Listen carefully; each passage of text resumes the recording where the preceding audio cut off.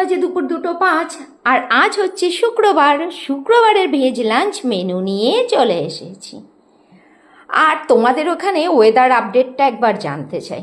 আমাদের এখানে কিন্তু বলতে গেলে টানা 2 মাস ধরে বৃষ্টি হয়েই চলেছে। বৃষ্টি হয়ে যেন আর বৃষ্টির স্বাদ মিটছে না। আজও সকাল থেকে একভাবে বৃষ্টি হয়ে যাচ্ছে।